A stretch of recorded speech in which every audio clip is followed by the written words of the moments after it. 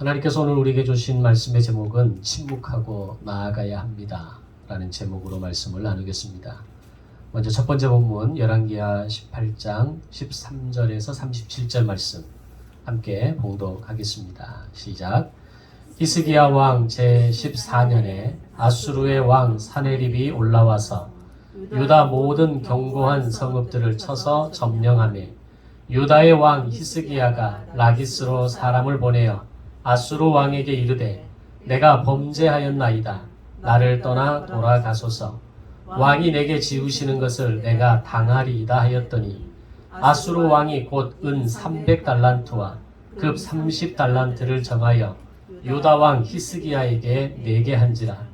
히스기야가 이에 여호와의 성전과 왕궁 곳간에 있는 은을 다 주었고 또 그때에 유다 왕 히스기야가 여호와의 성전 문의 금과 자기가 모든 기둥에 입힌 금을 벗겨 모두 아수르 왕에게 주었더라. 아수르 왕이 다르단과 랍사리스와 랍사게로 하여금 대군을 거느리고 라기스에서부터 예루살렘으로 가서 히스기야 왕을 치게 하며 그들이 예루살렘으로 올라가니라. 그들이 올라가서 윗못 수도 곁 곧 세탁자의 밭에 있는 큰 길에 이르러 서니라. 그들이 왕을 부르매 hil기야의 아들로서 왕궁의 책임자인 엘리야김과 서기관 셈나와 아삽의 아들 사관 요아가 그에게 나가니 랍사게가 그들에게 이르되 너희는 히스기야에게 말하라. 대왕 아수르 왕의 말씀이 네가 의뢰하는 이 의뢰가 무엇이냐. 네가 싸울 만한 계교와 용력이 있다고 한다마는 이는 입에 붙은 말뿐이라. 네가 이제 누구를 의뢰하고 나를 반역하였느냐. 이제 네가 너를 위하여 저 상한 갈대 지팡이 애굽을 의뢰하도다. 사람이 그것을 의지하면 그의 손에 찔려 들어갈지라. 애굽의 왕 바로는 그에게 의뢰하는 모든 자에게 이와 같으니라. 너희가 내게 이르기를 우리는 우리 하나님 여호와를 의뢰하노라 하리라 마는 히스기야가 그들의 산당들과 제단을 제거하고 유다와 예루살렘 사람에게 명령하기를 예루살렘 이 제단 앞에서만 예배하라 하지 아니하였느냐 하셨나니 청하건대 이제 너는 내 주 아수르 왕과 내기하라. 네가 만일 말을 탈 사람을 낼 수 있다면 나는 네게 말 2,000마리를 주리라. 네가 어찌 내 주의 신하 중 지극히 작은 지휘관 한 사람인들 물리치며 애굽을 의뢰하고 그 병거와 기병을 얻을 듯하냐. 내가 어찌 여호와의 뜻이 아니고야 이제 이곳을 멸하러 올라왔겠느냐. 여호와께서 전에 내게 이르시기를 이 땅으로 올라와서 쳐서 멸하라 하셨느니라 하는지라. hil기야의 아들 엘리야김과 셈나와 요아가 랍사게에게 이르되 우리가 알아듣겠사오니 청하건대 아람말로 당신의 종들에게 말씀하시고 성 위에 있는 백성이 듣는 데서 유다말로 우리에게 말씀하지 마옵소서. 랍사게가 그에게 이르되 내 주께서 내 주와 네게만 이 말을 하라고 나를 보내신 것이냐. 성 위에 앉은 사람들도 너희와 함께 자기의 대변을 먹게 하고 자기의 소변을 마시게 하신 것이 아니냐 하고 랍사게가 드디어 일어서서 유다말로 크게 소리질러 불러 이르되 너희는 대왕 아수르 왕의 말씀을 들으라. 왕의 말씀이 너희는 히스기야에게 속지 말라. 그가 너희를 내 손에서 건져내지 못하리라. 또한 히스기야가 너희에게 여호와를 의뢰하라 함을 듣지 말라. 그가 이르기를 여호와께서 반드시 우리를 건지실지라. 이 성읍이 아수르 왕의 손에 함락되지 아니하게 하시리라 할지라도 너희는 히스기야의 말을 듣지 말라. 아수르 왕의 말씀이 너희는 내게 항복하고 내게로 나아오라. 그리하고 너희는 각각 그의 포도와 무화과를 먹고 또한 각각 자기의 우물의 물을 마시라.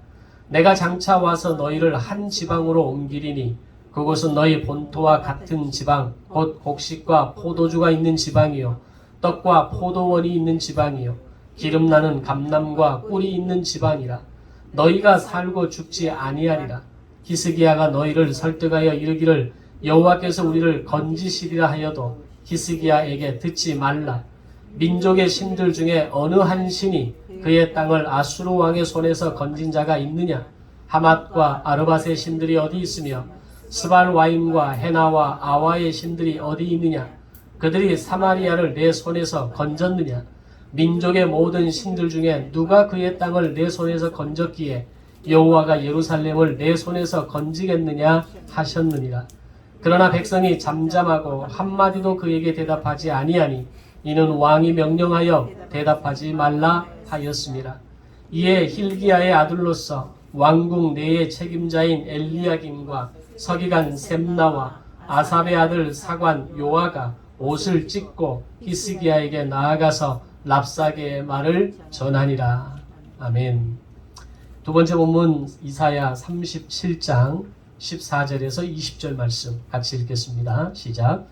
히스기야가 그 사자들의 손에서 글을 받아보고 여호와의 전에 올라가서 그 글을 여호와 앞에 펴놓고 여호와께 기도하여 이르되 그룹 사이에 계신 이스라엘 하나님 만군의 여호와여, 주는 천하 만국의 유일하신 하나님이시라. 주께서 천지를 만드셨나이다.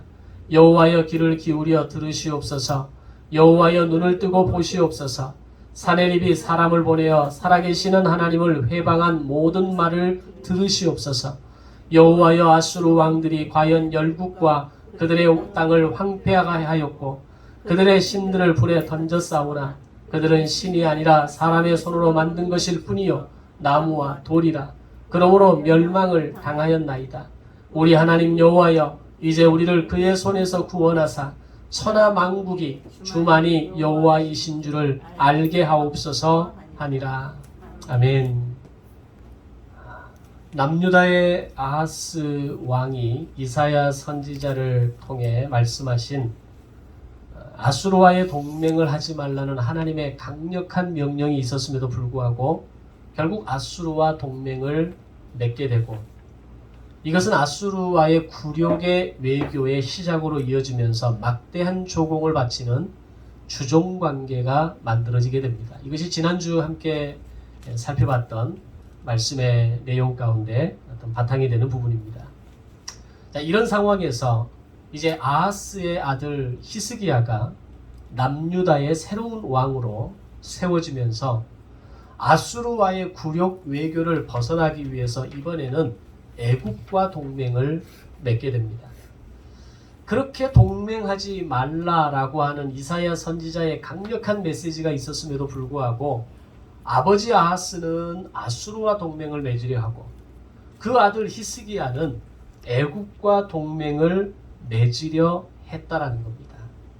이것은 자신의 아버지에게 보고 배운 대로 모든 국가적인 위기와 어려움을 오롯이 자기들의 지혜와 경험으로만 해결하려 하는 모습을 우리에게 보여주고 있는 겁니다.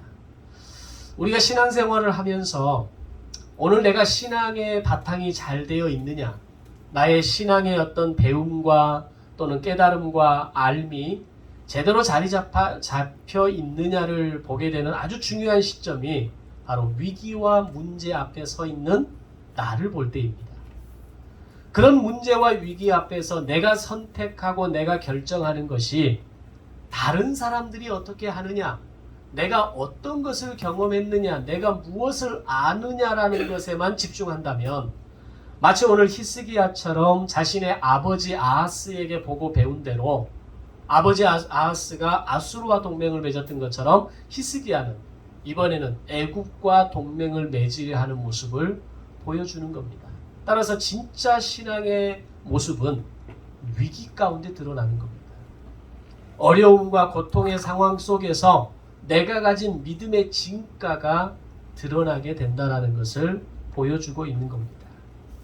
히스기야는 과거의 역사를 통해서 분명히 알아야 했던 사실들이 있습니다. 하나님을 떠난 동맹의 역사는 그 끝이 항상 멸망으로 이어졌다라고 하는 겁니다. 바로 직전에 아하스 아버지 직전에 북왕국 이스라엘도 역시 아수르의 침략에 있어서 아람과의 동맹을 결정하고 남유다와의 동맹을 제청하는 상황을 통해서 결국 하나님이 원하시는 것이 무엇인지 제대로 알지 못하고 그저 동맹으로만 문제를 해결하려 했을 때 결국 북이스라엘은 아수르에 의해서 멸망하게 되고 말았던 겁니다. 이 전전 역사까지 올라갈 볼 필요도 없이 바로 직전의 역사만 보더라도 동맹이 문제 해결의 키는 아니라는 것을 히스기야는 알아야 했던 겁니다. 국가의 위기와 어려움은 더 강한 나라와의 동맹으로 해결되는 것이 아니라 하나님께서 오늘 이 시간을 통해서 우리에게 무엇을 말씀하시고 무엇을 깨닫게 하시고 무엇을 끊게 하시는지를 물어야 했던 겁니다. 그런데 히스기야 왕은 아버지 아하스 왕에게 보고 배운 것과 자신이 가진 국제적 감각과 정치적 역량을 발휘해서 선택한 최선의 방법이 바로 애굽과의 동맹이었다는 겁니다.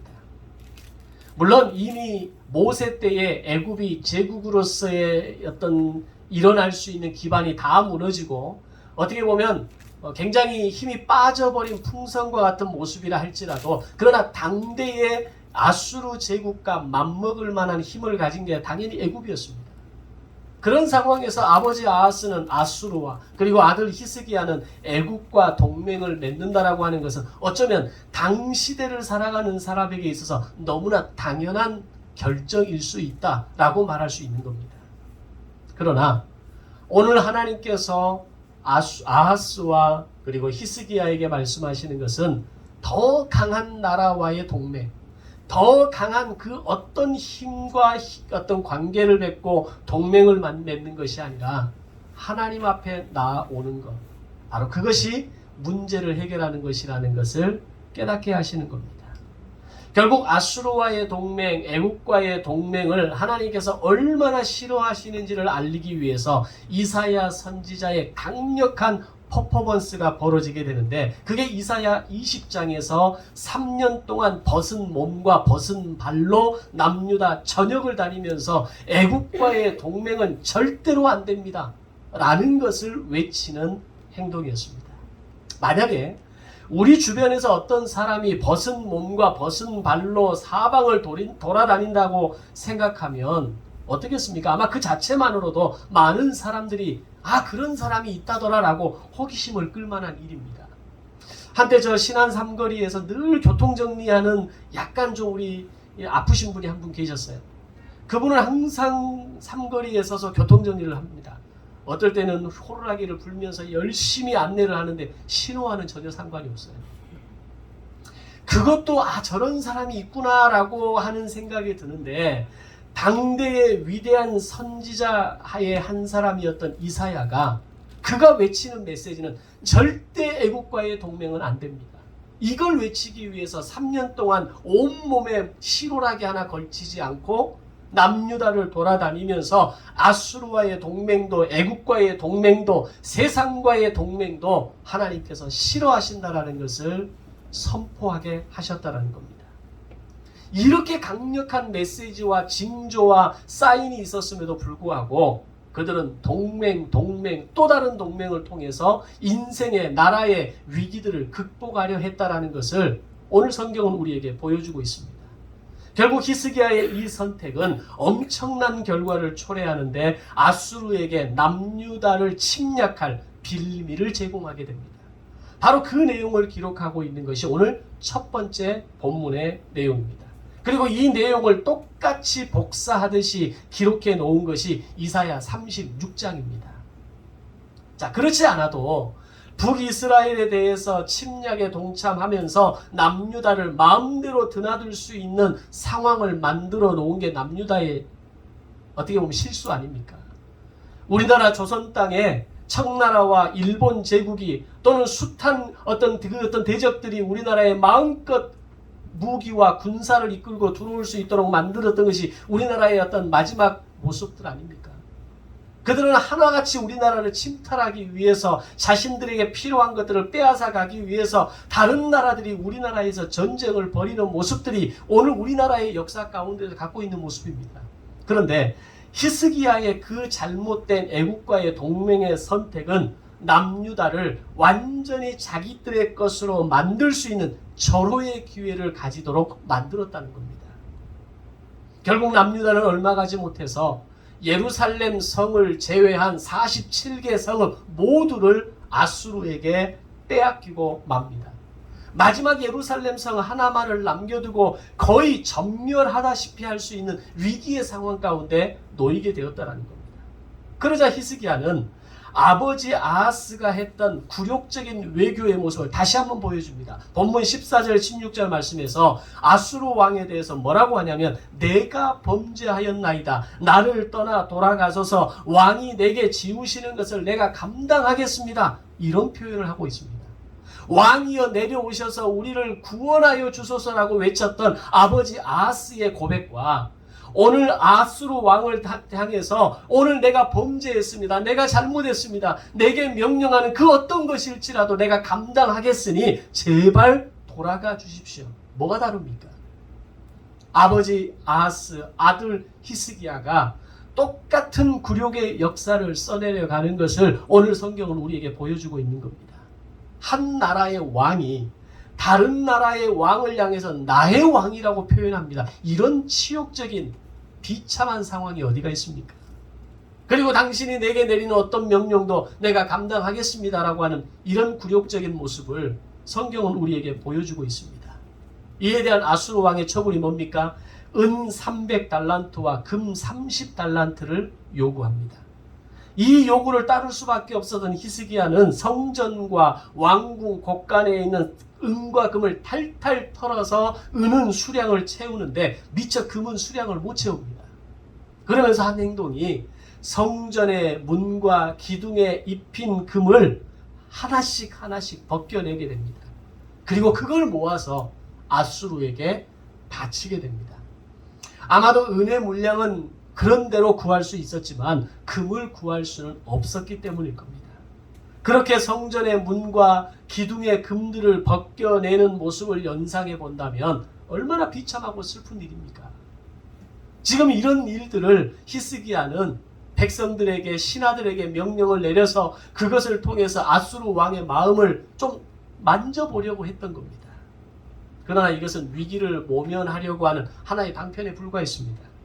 제사장 나라의 핵심인 제사와 절기와 명절의 회복이 아닌 동맹과 동맹 그리고 또 다른 동맹을 통해서 그들은 매번 그렇게 위기를 극복하려 했던 겁니다. 오늘 우리의 인생의 위기가 다가올 때에 우리가 위기를 극복하는 방법과 해법이 무엇인지를 분명히 알아야 됩니다. 세상과의 동맹, 또 다른 동맹 그리고 또 다른 동맹을 통해서 위기를 해결하는 것이 아니라 오늘 내게서 회복되어져야 할 것이 무엇인지를 우리는 돌아보아야 한다는 겁니다. 하나님께서 남유다를 향해서 말씀하신 제사와 절기와 명절의 핵심인 제사장 나라의 회복을 그렇게 말씀하셨음에도 불구하고 그들은 위기 때마다 해법을 동맹을 또 다른 위기 속에서 또 다른 동맹을 통해서 그 위기를 극복하려 했다라는 겁니다. 오늘 이런 모습을 통해서 우리가 진단하고 점검해야 할 것은 오늘 우리의 인생이 막히고 꼬이고 어려울 때 나는 하나님 나라의 백성의 거룩한 그 백성으로서의 경영을 나의 인생 가운데 제대로 하고 있는지를 먼저 점검해 봐야 합니다. 내가 하나님 앞에 주일 성수를 제대로 하고 있는지, 오늘 나의 시간과 물질과 오늘 나의 자녀의 11조를 하나님 앞에 제대로 드리고 있는지, 하나님의 말씀에 대해서 내가 귀 기울여 들으려 하고 그 말씀을 읽고 묵상하려 하고 있는지를 점검하는 겁니다. 이게 신앙의 3대 원칙 아닙니까? 삼위일체 하나님을 으뜸으로 모시고 나아가는 겁니다. 그런데 신앙생활을 하는 현대인들 가운데 위기와 어려움이 다가올 때 이 신앙의 3대 원칙을 점검하려 하는 사람이 별로 없습니다. 주일 성수 할 수 있으면 하고 하지 못하면 안 하는 것 별로 어렵지 않습니다. 내 시간과 물질과 자녀와 내 건강의 11조 중요하게 생각하지 않습니다. 하나님의 말씀을 읽고 묵상하고 그것을 깨달아 살아내는 것 중요하지 않습니다. 드라마가 어떤 드라마가 재미있고 어떤 드라마가 나에게 감동을 주느냐는 중요한데 오늘 이 말씀이 나에게 무엇을 요구하는지는 별로 중요하지 생각하지 않는다는 겁니다. 요즘 종편에서 얼마나 좋은 드라마들을 많이 만들어냅니까? 저는 드라마를 볼 때 은혜를 많이 받습니다. 야, 이런 드라마가 요즘 나오는구나. 드라마를 보지 말라는 소리가 아니라 세상의 드라마를 보면서 은혜를 받고 도전을 받고 깨달음을 얻는 것처럼 하나님의 말씀 앞에서 나를 내려놓고 그 말씀 앞에 나를 순종하고 자복하며 그 말씀 앞에 나를 결단할 수 있는 결단력이 있어야 한다는 겁니다. 제사와 절기와 명절과 같은 이런 필수적인 내용은 점검하지 않으면서 아하스와 히스기야 왕은 동맹과 동맹으로만 위기를 해결하려고 했을 때 마치 잘 되어가는 것처럼 보였지만 그 끝은 항상 비극적 결말이었습니다. 우리의 인생에도 이 동일한 적용이 필요합니다. 신앙의 필수적인 내용이 점검되어져야 합니다. 주일 성수를 소홀히 하고 있다면 신앙의 기본이 무너지는 겁니다. 시간과 물질과 건강과 자녀의 11조를 구별하지 않는 인생은 결국 그 인생의 광야가 끊임없이 반복되는 인생이라는 것을 알아야 합니다. 잘 되어가는 것처럼 보이고 아무 문제가 없는 것처럼 보이지만 결국 힘들고 어려운 광야가 반복되는 것을 경험할 수밖에 없는 겁니다. 그러면서 이렇게 얘기합니다. 내 인생은 왜 이렇게 꼬임이냐? 내 인생은 왜 이렇게 막히고 어려운 것일까? 하나님이 나를 사랑하지 않는 것이냐? 나에 대한 하나님의 긍휼이 없는 것이냐? 라고 표현합니다. 그러나 우리는 정직하게 나를 돌아봐야 합니다. 성부 하나님을, 성자 예수님을, 성령 하나님을 제대로 섬기고 있느냐? 그것이 나의 삶의 신앙의 실제적인 영역에서 하나님 앞에 구별되고 있는가를 돌아봐야 하는 겁니다. 오늘 우리의 신앙생활의 기본을 회복하시기를 바랍니다. 신앙생활이 굉장히 복잡하고 어려운 것 같이 보이지만 사실 신앙생활 굉장히 단순합니다. 이런 신앙의 기본적인 원칙을 지키고 결단할 때 하나님께서 보여주시는 은혜와 부어주시는 풍성함이 분명히 있다는 겁니다. 그런데 이런 기본들이 되어지지 않는 상황에서 신앙생활이 너무 어렵다. 신앙생활을 제대로 하는 것은 정말 많은 노력이 필요하다. 그렇지 않습니다. 기본은 노력이 필요한 게 아닙니다. 결단이 필요한 겁니다. 오늘 우리 안에 그런 결단과 그런 하나님 앞에서의 점검과 제대로 하나님 앞에 세워져가는 저와 여러분이 되시기를 주님의 이름으로 축원합니다. 늘 드리는 말씀이지만 오늘 우리의 인생의 통장 잔고로 사는 것이 아니라는 것을 알아야 합니다. 물론 통장에 잔고가 많으면 좋죠. 통장에 잔고가 풍성하면 좀 더 힘도 생깁니다. 요즘은 지갑을 많이 들고 다니지 않지만 예전에 지갑을 들고 다닐 때는 적어도 그 안에 지폐 몇 장이 들어있으면 별로 꿀리지 않습니다. 통장의 잔고가 그런 거거든요. 그러나 돌아보면 내가 치밀하게 계획하고 정확하게 설계한 대로 되어지지 않는 게 인생이라는 것 아닙니까? 돌아보면 은혜로 살아왔던 시간이라는 것을 우리는 비로소 알게 됩니다. 근데 우리는 돌아보지 않습니다. 늘 앞만 봅니다. 내가 이것만 좀 더 달성하면, 이것만 좀 더 모으면, 내가 이것만 갖추게 되면, 이것만 내 손에 주어지게 되면 나는 좀 더 행복할 거야 라고 우리는 생각하고 살아가는 거죠.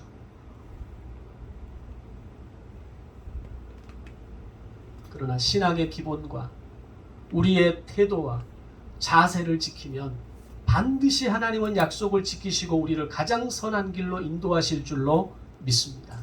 그 예를 보여주는 것이 오늘 아하스와 히스기야 왕의 국가 경영을 통해서 오늘 우리의 인생 경영에 대한 하나님의 메시지를 우리에게 보여주고 있는 것입니다.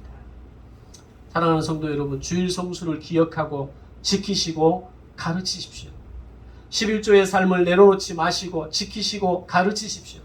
말씀을 읽고 듣고 묵상하고 살아내십시오. 이 세 가지가 무너지면 신앙은 절대로 성장할 수 없다는 것을 알아야 됩니다.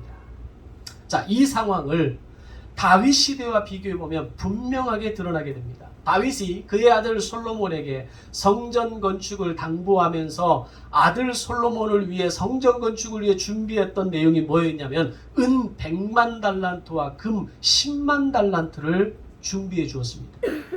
또 하나님의 성전을 사모하는 마음으로 개인적으로 다윗이 금 3천 달란트를 준비하고 다윗의 측근들도 금 5천 달란트를 헌금하게 됩니다. 자, 그렇게 계산해 보면 예루살렘 성전에 사용된 금만 해도 어림잡아 10만 8천 달란트가 된다는 겁니다. 그리고 솔로몬에게는 뭐라고 하냐면 너는 더 많이 준비해서 성전 건축에 헌금할 것을 다윗은 당부까지 하게 됩니다. 자, 그러면 금 10만 8천 달란트가 성전 기명을 만들고 성전을 만드는 데 다 쓰여졌을까요? 그렇지 않습니다. 그 많은 금들이, 이렇게 많았던 예루살렘의 은금들이 지난 200년의 시간 동안 주변 나라들에게 다 빼앗기고 이제 금 30달란트를 구하지 못해서 성벽과 기둥을 긁어내는 해프닝을 벌이고 있다는 겁니다. 10만 8천 달란트의 금이 어디로 갔습니까? 30달란트를 구하지 못해서 성벽의 기둥을 긁어내는 이런 모습이 바로 지금 히스기야 왕 때의 국가 경영의 현실이라는 겁니다. 오늘 우리의 인생의 통장이 바닥을 긁고 있고 우리의 인생이 경제에 허덕이고 힘들어하고 괴로워하는 이유가 단지 물가, 고물가와 고유가와 또는 사회적인 분위기 속에서 이 어쩔 수 없는 분위기도 물론 있지만, 그러나 오늘 하나님 앞에서 오늘 내게 주신 은혜와 내게 허락하신 그 은혜들을 나는 잘 경영하고 있는지를 돌아봐야 하는 겁니다. 제사장 나라가 무너진 남유다의 경제적 빈곤과 국방력의 상실이 어디까지 추락했는지를 보여주고 있습니다.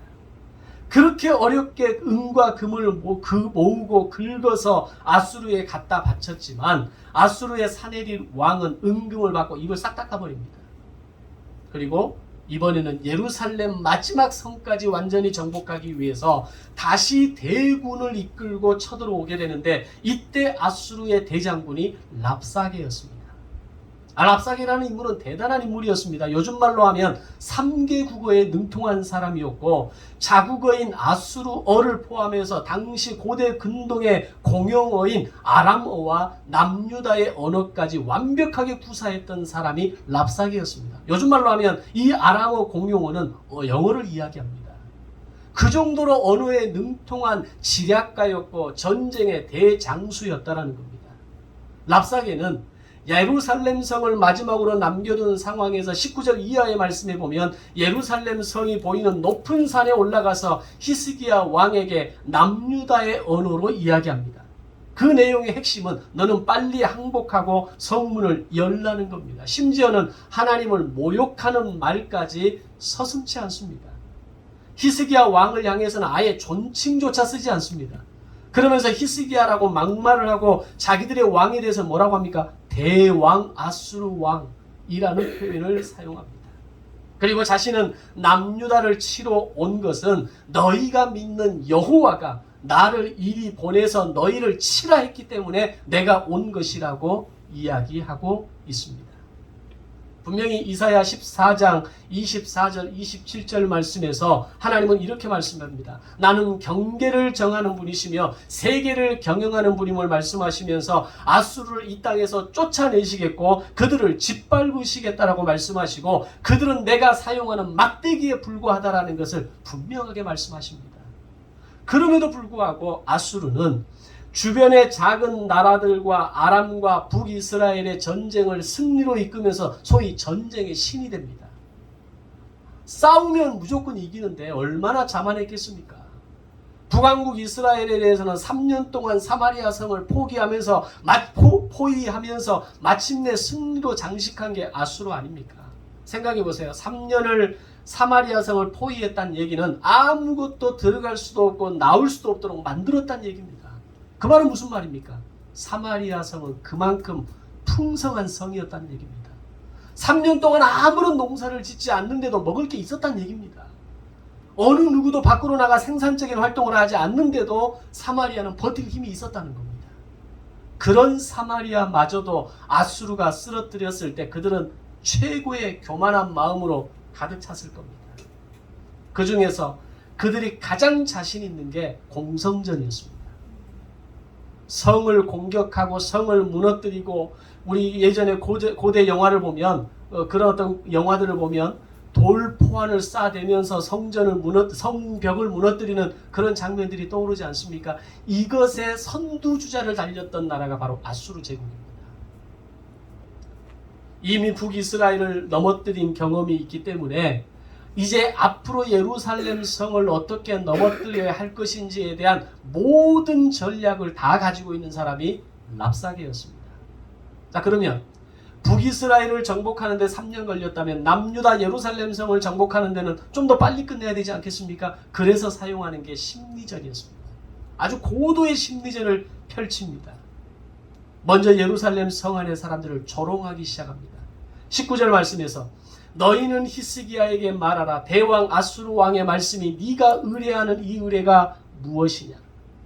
자신의 왕에 대해서는 왕이라는 호칭도 붙이지 않으면서 아수르 왕에 대해서는 대왕 아수르라는 표현을 쓰면서 남유다의 군사력을 조롱하고 비웃는 랍사게의 심리전을 보여줍니다.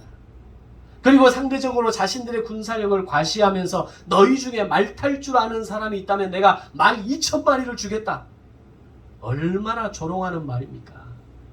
말 탈 줄 아는 사람이 있다는 얘기는 너희에게 싸울 만한 사람이 있다면 내가 말 2,000마리를 주겠다라는 이런 표현을 사용하고 있는 겁니다. 듣는 사람은 정말 치욕적인 거죠. 얼마나 우리를 무시하며 얼마나 우리를 만만하게 보고 가짱게 봤으면 이런 표현을 사용한다고 하겠습니까? 근데 이 모든 말들을 유다어로 사용하고 있는 겁니다.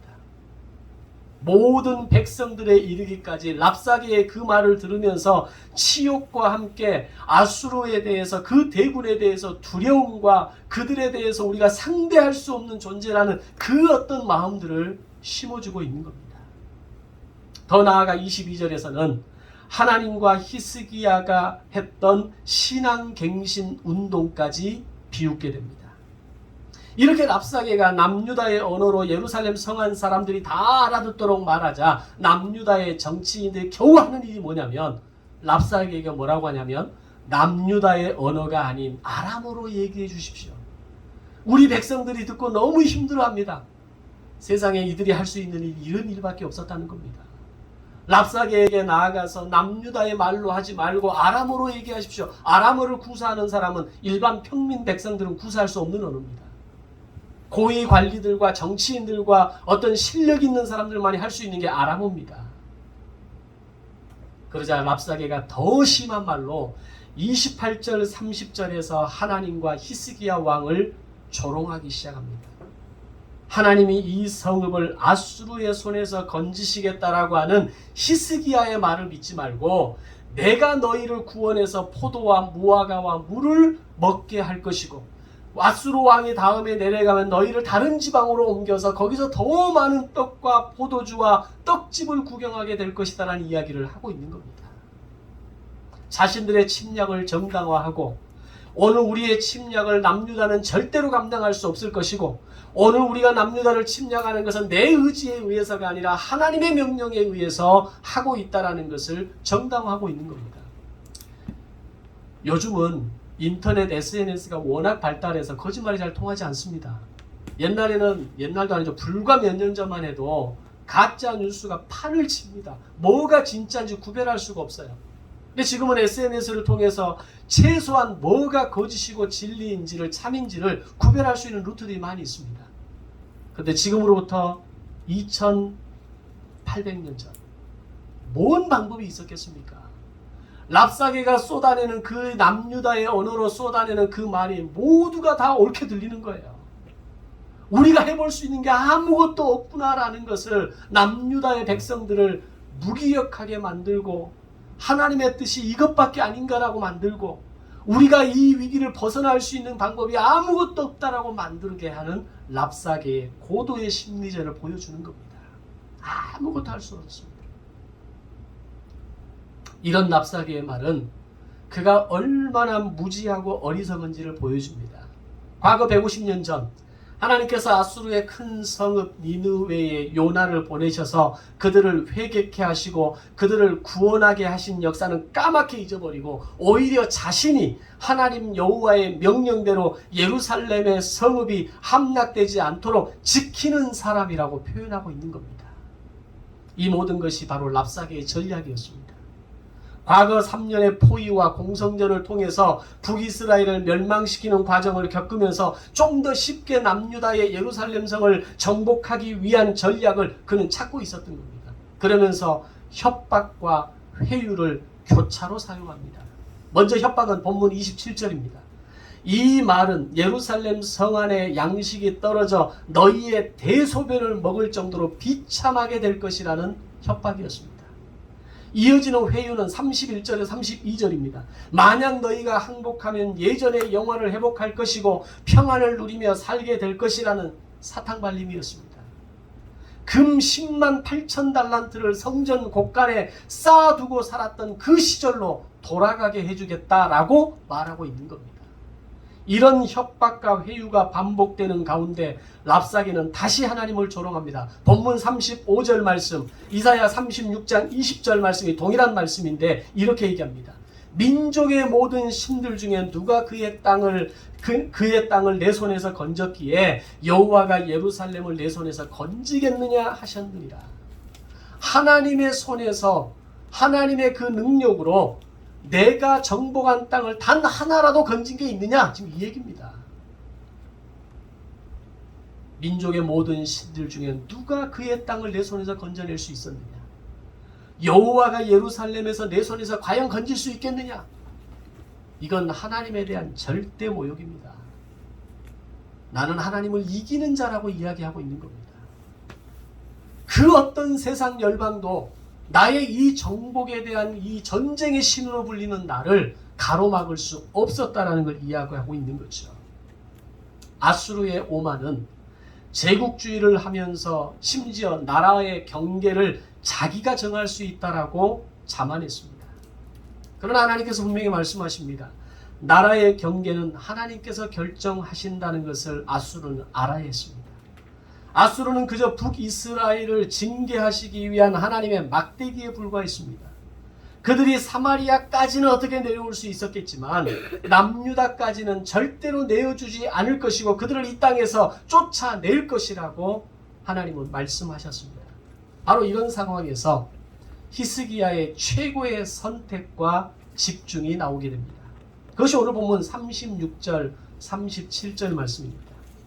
히스기야는 랍사게의 이 모욕적인 언사와 심리전에 대해서 백성들에게 아무런 대응도 하지 말고 잠잠하라고 명령합니다. 그리고 자신은 터져나오는 울분을 억누르고 어디론가 향하게 됩니다. 그곳은 하나님의 성전이었습니다. 오늘 두 번째 본문의 말씀입니다. 히스기야는 지금의 이 모든 문제의 해결을 하나님께 맡기기로 결심했습니다. 지금까지는 내 힘으로 내 지혜와 경험과 동맹으로 해결해 왔지만 그런 것들로 해결할 수 있는 것이 아니라는 것을 히스기야는 비로소 깨닫게 됩니다. 이것을 좀 더 빨리 깨달았더라면 훨씬 좋았고 여기까지 오지 않았겠지만 중요한 것은 히스기야는 지금 이 사실을 깨달아 알고 행동으로 옮겼다라는 겁니다. 지금. 결과는 어떻게 됐습니까? 하나님께서 히스기야 왕의 기도를 들으시고 이사야 선지자를 통해 응답하시는데 두 가지를 응답하십니다. 첫 번째, 아수르를 심판하겠다. 두 번째, 남유다를 회복하겠다. 이 약속대로 예루살렘 성을 둘러싼 아수르의 18만 5천 명의 군대를 하나님께서 치시게 됩니다. 역사를 기록하는 헤로도터스의 기록에 의하면 수많은 쥐들이 그 밤에 나타나서 아수르의 병기의 손잡이의 나무를 모두가 다 갉아먹었다. 그리고 그 18만 5천 명의 군대 안에 패스트 전염병이 돌면서 아수르의 군대는 전멸하게 되었다라고 역사는 기록합니다. 성경의 기록과 역사의 기록이 동일합니다. 하나님 앞에 히스기야가 성전으로 나아가 우리를 회복하여 주시고 우리를 건져주시고 나를 이 문제와 국가적인 위기 앞에서 우리를 구원하여 주옵소서라고 히스기야가 부르짖었을 때에 하나님께서 그 밤에 쥐들을 보내시고 병기의 손잡이를 다 갉아먹게 하시고 패스트의 전염병으로 아수르 군대를 전멸시켜버린 겁니다. 아멘. 그리고 사네립은 자국으로 돌아가 결국 자기 아들들에게 살해당합니다. 하나님께서 말씀하신 아수르에 대한 심판이 완벽하게 성취되는 것을 보여줍니다. 아수르의 정예부대 18만 5천 명이 전멸하자 그리고 아수르의 사네립이 니느웨로 돌아가 죽게 되면서부터 아수르의 국력은 무섭게 쇠퇴하기 시작합니다. 그리고 결국 바벨론에 의해서 멸망하게 되어집니다. 아수르를 심판하시겠다, 남유다를 회복하시겠다라고 하는 이 두 가지 약속이 성전으로 나아가 기도했던 히스기야의 기도에 대해서 하나님께서 그대로 응답하시게 됩니다. 히스기야의 국가 해결의 키는 동맹이 아니었습니다. 더 많은 조공과 더 굴욕적인 외교로 해결될 수 있는 것이 아니었습니다. 모든 것을 내려놓고 백성들에게 침묵을 명령하고 여호와의 성전으로 나아가는 것이 그가 할 수 있는 유일한 최선의 방법이라는 것을 오늘 성경은 우리에게 말씀하고 있습니다. 만약 아하스 왕이, 만약 히스기야 왕이 처음부터 국가 위기 앞에서 동맹을 멈추고 불필요한 말을 멈추고 하나님의 거룩한 성전으로 나아가 하나님의 도우심을 구했다면, 만약 오늘 우리의 인생의 위기 앞에서 세상과의 동맹을 멈추고 내 입술의 원망과 불평과 절망과 낙심을 없애고 하나님 앞에 예배자로 나아가고 하나님 앞에 내 자녀의 문제를 위해서 기도하고 내 인생의 문제를 위해서 기도하고 내 건강의 문제를 위해서 간구했다면 우리의 인생은 달라질 것입니다. 아멘. 히스기야의 모습을 통해서 오늘 우리의 인생에 대해서 하나님은 해법을 보여주시는 겁니다. 지난주에는 동맹하지 말라라는 메시지를 통해서 세상과 동맹하고 인생의 세상의 문화와 쾌락과 세상이 이야기하는 여러 가지 해법과 동맹하는 것이 아니라 하나님과 동맹하고 하나님의 말씀 앞에 엎드리는 것. 오늘 말씀을 통해서는 뭔가 내 입술을 통해서 범죄하고 절망하고 쏟아내는 원망의 말이 아니라 침묵하고 하나님 앞에 나아가 내 문제를 정직하게 고백하고 물질의 문제를 고백하고 인생의 문제를 고백하고 건강의 문제를 고백하고 자녀의 문제를 고백하고 부르짖으면서 구하라는 겁니다. 결과는 어떻게 됐습니까? 남유다의 그 마지막 하나 남은 예루살렘 성이 이제 막 멸망하기 남지 않은 이 1초 그 짧은 순간 가운데 하나님은 그날 밤 남유다를 구원해 내신 겁니다. 위기 가운데 있으십니까? 잠잠하고 침묵하십시오. 세상과의 동맹을 모두 끊고 하나님의 말씀에 집중하십시오. 해결되지 않는 어려움과 문제로 고통 가운데 있습니까? 히스기야가 여호와의 성전으로 나아갔던 것처럼 예배의 자리를 회복하고 기도의 자리를 회복하고 하나님께 부르짖음으로 나아가십시오. 그러면 반드시 하나님은 내 인생의 전면에서 문제와 위기를 풀어 가실 것입니다. 아멘. 기도하겠습니다. 좋으신 아버지 하나님 은혜를 감사합니다. 위기와 어려움과 문제가 다가올 때 우리는 끊임없이 세상적인 방법으로 내 경험과 나의 탁월한 어떤 감각과 내가 가진 그 어떤 특별한 능력을 통해서 문제와 위기를 극복하려 하는 것이 바로 오늘 나의 모습인 것을 고백합니다. 아하스가 그랬고 히스기야가 그랬고 그들이 대제국 아수르와 손을 잡을 때 거기에 버금가는 애국과 손을 잡을 때 이제는 우리는 해결할 수 있다라고 그들은 생각했을 겁니다. 그러나 그 끝은 더 깊은 수렁으로 빠지고 결국 나라가 멸망하게 될 그 마지막 위기까지 놓여지게 되는 것을 보게 됩니다. 하나님, 문제와 위기 앞에 침묵하게 하시고 우리의 입술을 닫게 하시고 원망을 닫고 절망의 소리를 닫고 하나님 앞에 나아가 부르짖으며 기도하고 예배의 자리를 회복하는 사랑하는 성도들이 되게 하여 주시옵소서. 바로 그때 우리 인생의 문제 전면에 나서셔서 문제를 해결하시고 위기를 극복하게 하시고 우리를 회복하게 하시는 하나님의 놀라운 능력을 경험하게 될 줄로 믿습니다. 감사드리며 예수님의 이름으로 기도드리옵나이다. 아멘.